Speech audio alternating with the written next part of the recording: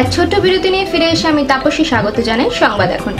চলে যাব পরের সংবাদে। এখন একই ছাদের তলাতে গান বাজনা থেকে শুরু করে নৃত্য সব ধরনের শিল্পকে আধুনিক বৈজ্ঞানিক সম্মতভাবে প্রশিক্ষণ দেওয়ার জন্য বিশিষ্ট রিদম শিল্পী বিক্রম ঘোষ শুরু করলেন the Bikram Ghosh academy for performing arts নামের এক প্রতিষ্ঠান। সাংস্কৃতিক দুনিয়ার সব ক্ষেত্রের বিশিষ্ট গুণীজনদের উপস্থিতিতে এই নব প্রতিষ্ঠানের শুভযাত্রার সূচনা হলো। উপস্থিত ছিলেন পণ্ডিত বিক্রম ঘোষের পিতা পরম গুরু পণ্ডিত শঙ্কর ঘোষ, সহধর্মিণী তথা বিশিষ্ট ভারতনাট্যম শিল্পী জয়াশীল ঘোষ, পণ্ডিত রশিদ খান, সুরজিৎ চ্যাটার্জি, পূর্বায়ন চ্যাটার্জি, অগ্নিমিত্র পল সহ আরও অনেক বিশিষ্ট গুণীজনেরা।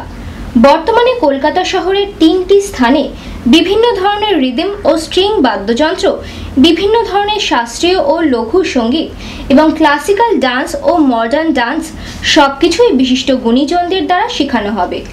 গুরু শিষ্য পরম্পরাকেই এখানে তুলে ধরার চেষ্টা করা হচ্ছে।